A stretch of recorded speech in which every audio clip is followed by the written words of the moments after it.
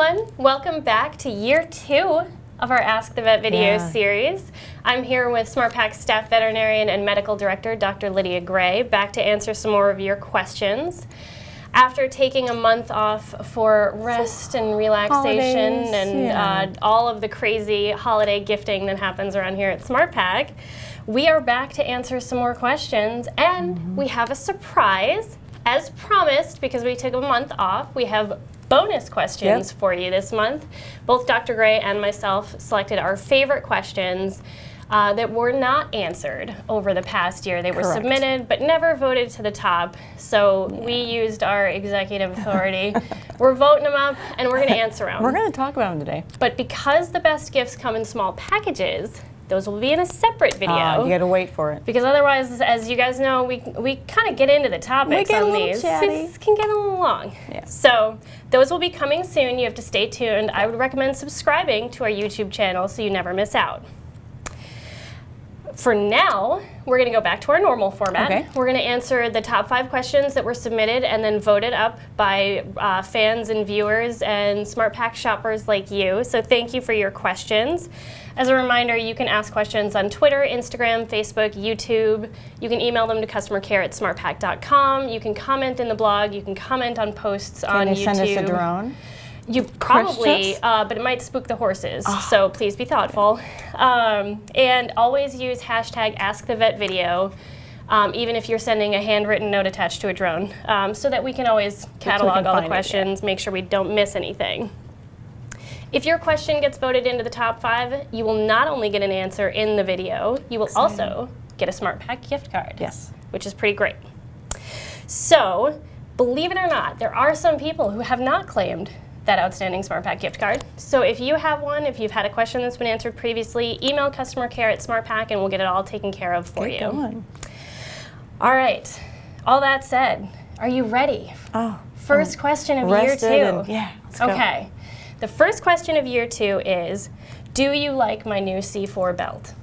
I do. I noticed it when you were walking down the hall. Thank you. I appreciate that. SmartPak sells these. You can switch out the buckles and the belt color, and it's one size fits most, so you just trim it down to fit your own size, which is pretty awesome. I'm pretty excited about it. That's what I would have used a SmartPak gift card on if I'd wanted. So submit your question. You get a discount on a C4 belt. That's right. Now the first real question. The first real question. Okay. This was submitted by Rochelle on YouTube, and Rochelle asked, what is the difference between founder and laminitis? I think that's an excellent question. I get that a lot, and I know people think it a lot, but they think it's a stupid question. Maybe I don't want to ask it. But this person did, so brave on her part. So laminitis is generally accepted as the acute situation, and founder is chronic laminitis, especially once some mechanical changes have occurred in the foot, like the rotation or the sinking that you hear about. So. And it's not even that simple, because laminitis, there's 3 stages. There's the developmental. So some insult or injury happens to the lamina in the foot, and you don't even know about it, but it's cooking, it's stewing, it's building. So that's the developmental phase, and that can be a few hours or days. And then you enter into the acute phase, and that can be from the first time that signs appear to about 72 hours, which is 3 days-ish. After that, you enter into the chronic phase. And so that's from 72 hours on, or it begins when physical changes occur. So maybe your veterinarian takes radiographs and you see the bone in the foot, the coffin bone, pulling away from the hoof wall, so the sinking, or even worse, the whole coffin bone just sinks to the bottom. So this is rotation and this is sinking. And we tend to think of those physical changes in the foot as founder, and then the development in the acute stage as laminitis. Although they are used interchangeably, and it's not wrong, but if you want to get down to the nitty-gritty, that's how it's described. Is it fair to say all founders started as laminitis, but not all laminitis becomes founder? Yes, I like that. I'm going to steal that for next time. It's awesome. Good, yeah. Do you ever have anything like founder and laminitis that you had a hard time telling apart? Because for me, I had 2 when I was a kid, and they're both kind of weird. One was sweaters and sweatshirts. I was not confident. I'm good with that on one. well, I am now too. Oh, thanks okay. for making it seem like that might not be true.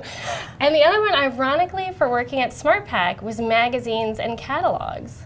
And I just was like, I was always nervous I was going to use the wrong term and look still silly. not sure I understand that, so I'm going to go with that one. Okay. I'm like, there's a difference between magazines and catalogs? Well, catalogs sell you things and you know it's happening. Okay. Magazines are selling you things and you're not supposed to know it's happening. Oh. But I think some magazines are not as subtle as others. Oh, well, see? There you have it. Education. All right. More fun facts about me. Our next question is submitted by Lolly on YouTube. And Lolly's wondering, during the winter, it is hard to find hay for sale in my area. Hay for sale that you can afford, probably. Right, yeah. Gets tough everywhere. So I feed my 12-year-old mare beet pulp. I have read that beet pulp lacks in nutrition and vitamins. Is there a better alternative for beet pulp or some sort of supplement I could be feeding her in addition to beet pulp? Okay. So we get to see these. We kind of watch them get voted up and down and that. So I gathered some beet pulp just in case. Ooh. All right, so this is the dry stuff. And if you could grab one of the pans, I think it'll be easier to see.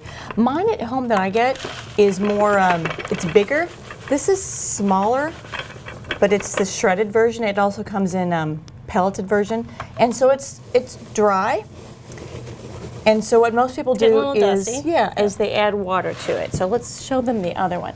What I did was I went online and I found some recipes for cooking beet pulp. Well, I'm glad that vets also use Google sometimes. Yeah. And most of them said 1 part of beet pulp and 2 parts of water or submerge it. So that's what I did. And I used my kitchen polder, my scale, which goes to 4 pounds, to weigh out.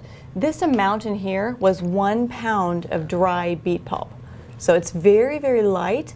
So the scoop method of weighing or feeding is really not appropriate for beet pulp. You have to weigh it. All right, here we go. You ready? Mm-hmm. So, all right.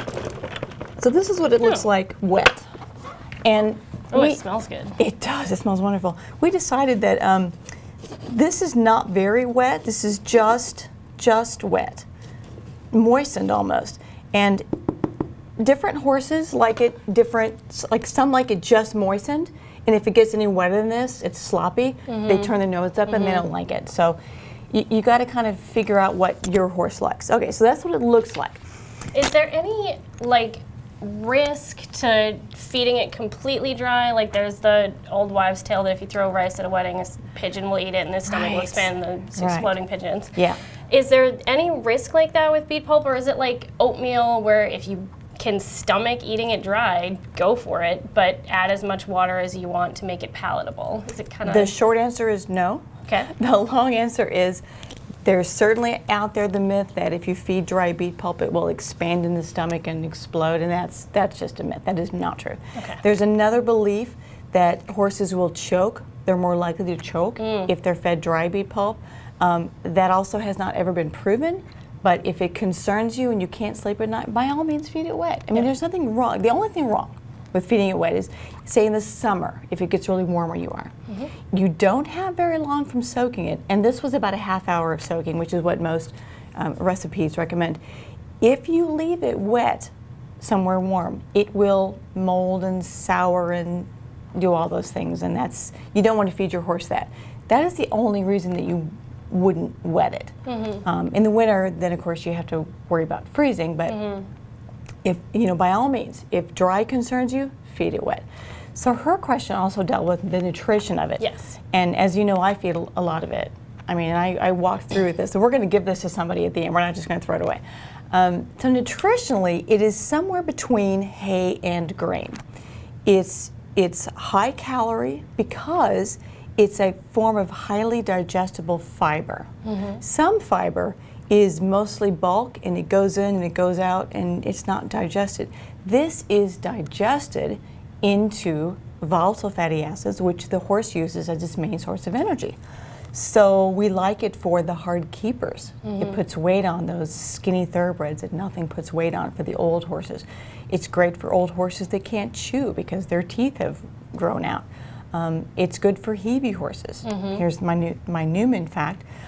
I can't put hay, even wet or soaked, in the trailer anymore with him. So I make up a pan of beet pulp. Well, now he knows the beet pulp is waiting for him in the trailer, so I can barely get the doors open before he's in there, and he's like, close it, let's go. And he's got his head buried in there. So there's lots of reasons to feed beet pulp. Easy keepers feed it. You mentioned it breaks down into volatile fatty acids, which people tend to think of fat as a cooler source of energy for horses. So like those hard keeper thoroughbreds, instead of upping the grain, which can make horses excited, would you think that beet pulp would be a good option? Because this is low sugar starch. So it's great for those horses who get a little, good kids on candy. But because it's low sugar starch, the easy keepers do well with it too. Because that's a trigger for them. They're insulin resistant, they have equine metabolic syndrome or PPID, Cushing's or something. So lots of horses can benefit from this. The rule of thumb is no more than 25% of your hay, your forage, can be substituted. So you cannot feed just beet pulp. 25%, I did all the math before I came, so if you've got a 1,000-pound horse and you're feeding 2% of the body weight, so 20 pounds of hay a day, about 5 pounds of beet pulp is your maximum because of the nutrition. So it's high in calories, it's high in digestible fiber, it's kind of lowish on protein, it has very little vitamins and minerals. That's the problem. It creates a nutritional imbalance. It's not complete and balanced if you feed it by itself. But isn't it true that hay doesn't have a whole lot of those vitamins and minerals? Hay has, depending on where it's growing, what kind of hay it is, it can have minerals. Like this is a little bit unbalanced when it comes to calcium phosphorus. So the ratio in beet pulp is 10 to 1. And hays can be 1 to 1, 2 to 1. Alfalfa can be higher, but so that's a problem as far as the amount of other nutrients. So she should look, this person, for some hay replacement beyond beet pulp. Use the beet pulp, which you can, and then look for the hay stretcher pellets. Chopped hay is good. Hay cubes. The horses need that scratch factor in their diet to be healthy in the hindgut. So no more than 25% of the beet pulp. It does have calories, but it's not quite balanced in the calcium phosphorus and doesn't quite have enough vitamins and minerals. Okay. So I think we covered it all. And we got to cook. I know. Cooking. Our third question was submitted by Brenda Teresa on Instagram, and they are wondering tips or favorite supplements for when mares are cranky and on their cycle. Right. I joke that I have the moodiest gelding ever. So clearly not a mare, but so the first thing I would say is work with your veterinarian, work with your trainer, and make sure that the mare is actually, that the problems that you're seeing, whether it's performance, poor performance, girthiness, back soreness, other soreness, just general irritation, make sure they're related to her heat cycle and not some other medical problem or training problem. So that's the first thing. And you know what that involves? Keeping a journal. You've got to keep track of when she does these negative behaviors and when she's in heat and when she's not in heat, and try to establish a pattern. That's very, very important. So if that happens, your veterinarian does have some prescription medications that he or she can suggest. There are some supplements, and most of them carry things like raspberry leaves, chaseberry, cramp bark, yarrow, all things that are intended to create a balanced hormonal system. Many of them affect the smooth muscle. They resolve spasm and pain. Some supplements for mares include magnesium for that very reason. They're helping to resolve any muscle tightness that there might be. So there are some medications, there are some supplements, there are some other things you can do. But I would start with making sure that this really is a mare heat issue. Rule out other physical things first. It could be ulcers, it could be back soreness, kissing spines, who knows. Okay. Don't just jump to the mare. Yeah. It's not nice to... It's not fair. No, stereotype your mares That's that right. way. That's right. So Kate the Great is asking our fourth question on YouTube, how can sand colic be avoided in the months with less rain for fresh grass? Sand colic. This is kind of a two-part question too. You want to prevent it, and then you also, if you can prevent it, you've done everything you can, and you're still worried about it, or you know your horse is still getting it. Then how do you help manage it or resolve it? So prevent the sand eating, but if you can't do that, you also need to manage the sand that has been eaten. And most people I know do both. It just helps them sleep better at night. So preventing it is obviously not feeding your horse on the ground. So I know people that use rubber mats, they use hay feeders, they use hay nets. They just don't allow their horse to eat off the ground and consume while they're trying to get that last little snibble of grain or hay or whatever. They don't pick up some dirt or sand at the same time. Yeah. So that's the first thing. The second is do what you can to maintain healthy pastures. So avoid overgrazing too many horses in one area. Rotate when the grass gets low enough that they're ripping it out by the roots and then getting some dirt in it. Maintain your pastures with watering and fertilizing and all those things. And I know it's different in different parts of the country. So some people are like, what? My pastures are this tall, and some are like, mine is eaten down dead. So a little bit of that. But there are also things you can do if you keep your horse full when they go out to pasture. They might not just attack it. So feed them before they go out, and they'll be like, well, I'm going to nibble and graze and walk around, but I'm not going to, go for it and gorge myself. That could help. And then the second part is, what do you do also at the same time? You feed them psyllium. There's lots of research on psyllium alone and psyllium with some other things like pre and probiotics. And the thinking is psyllium? Yeah, so with the beet pulp we talked about soluble fiber. So it's another kind of soluble fiber. You can also call it a mucilage. The thing about psyllium is, and I tried to get some, but it really made a mess. So I was thinking of you today. When you wet psyllium, and by wetting psyllium I mean once the horse eats it, because you feed it dry, it turns into a gooey, slimy mess, which is great because then it gathers up the sand, collects it as it passes on through, and takes some out. That's how it works. But only if you feed it in a relatively large amount once a day for about a week or 7 days a month. If you feed psyllium daily, so you'll see it in some hindgut support supplements, if you feed a small amount daily, it acts more like a prebiotic, which is the food for the microorganisms that live in the gut.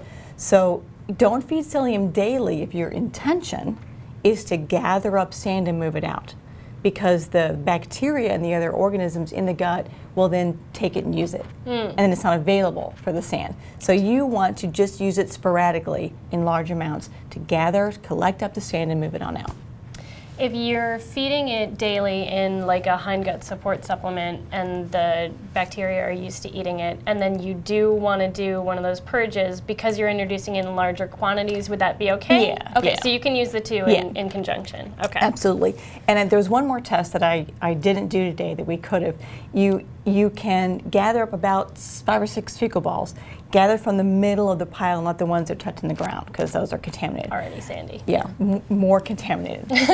And then put them in some sort of container, add a quart or so of water, stir, let it sit. And then if there's sand, because it's heavier than the manure, it'll sink to the bottom, and then you'll know if your horse has sand or not. It's kind of a crude test, but it's fun to do, except not, here with our... Probably not in the studio. Yeah. And probably not at the office when you have to go into a meeting right after this. Yeah. That's less great. Yeah. And use a different spoon than you use for your beet pulp. Your horse will thank you. Our last question for our first video of the new year Okay. is question 5, submitted by Armored Wings on YouTube. My dad is going to retire from the military probably in March next year, and for us that means we have to haul my horse from North Carolina to Texas, where we plan to keep him at my grandparents' house. Are there any vaccinations and tests I need to have for him before we go? And what do I need to look out for health-wise once we get there? We've always done cross-country moves before, but never with a horse. How exciting. A super question, and very exciting for you and your dad and your horse. And thank your dad for his service, please. So North Carolina to Texas is about half the country. I have no idea how long this takes, but more than 12 hours. And 12 is key because 12 is what the experts say a horse should not travel any longer than. And if they're in the trailer for 12 hours and going, then they need a break of at least 8 hours. So keep that in mind. But even before then, there's lots of things that you'll need to do. You'll need to work with your vet where you are in North Carolina and get health papers, a health certificate. We call this officially Certificate of Veterinary Inspection. You'll have to have a Coggins, and there may be some other paperwork. Some states require entry permit, but your veterinarian will know all this, and he or she will be in contact with the vets in the state you're going to. There's a system. We all work together. It's really nice. You just need to work with your vet. Know your horse is normal. If there's any medication or supplements, bring those. Bring as much of your own hay, grain, and water as you can. Practice beforehand, so make sure your horse loads. If you're going to ship in boots or bandages or blankets, make sure your horse wears all those comfortably and confidently. I have a list here of things. This list comes from a blog article, so I think we should include the link to this article at the end of this because I'm for sure going to forget some things. Right. In addition to during the trip, you want to make sure that your horse can clear his airways. So in short trips are considered less than 3 hours. Short trips, it might be okay to tie a head up, but a long trip, you don't want to tie the head up.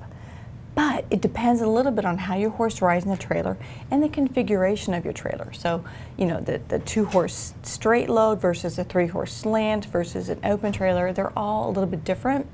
So you have to take all these things into consideration because when you get there and you ask, how do I make sure he's healthy?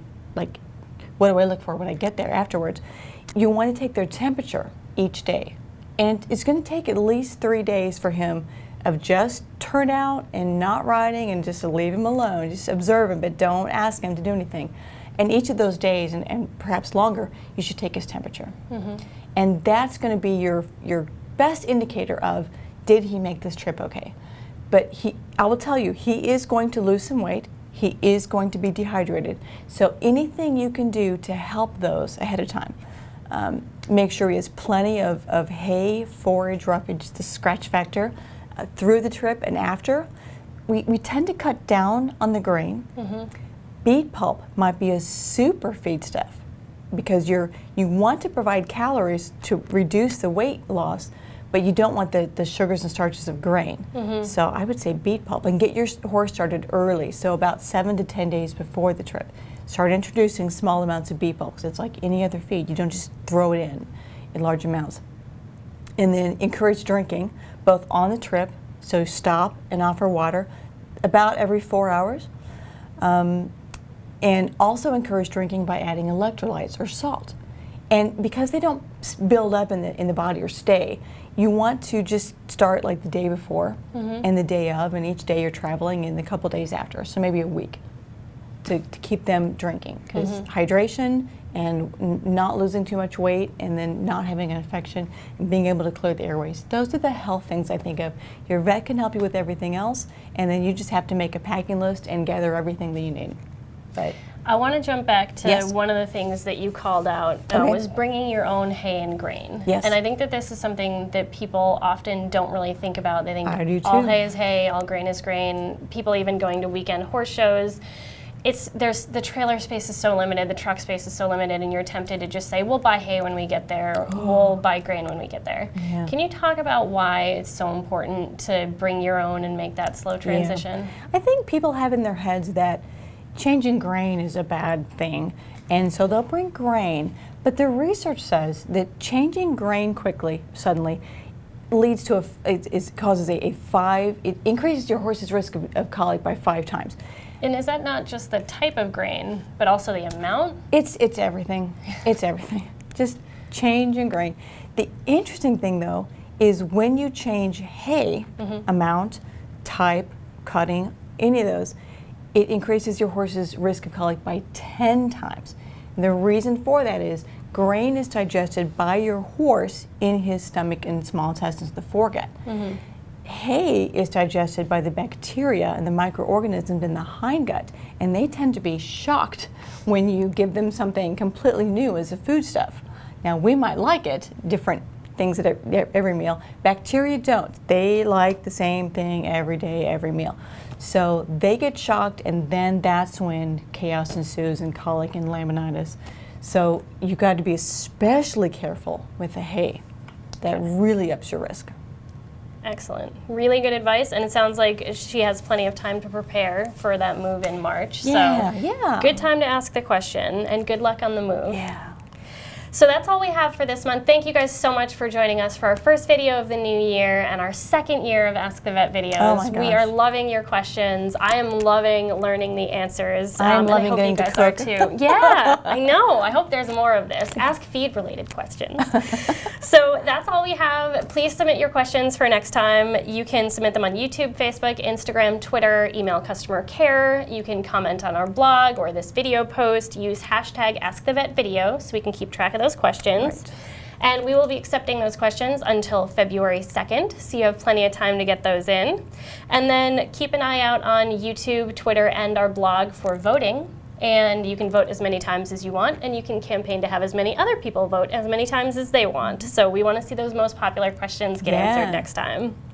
If your question was answered in this or a previous video, don't hesitate to reach out for your gift certificate, because we want you to be able to buy something awesome. Like maybe belts. a new belt. I mean, you know what you're saying.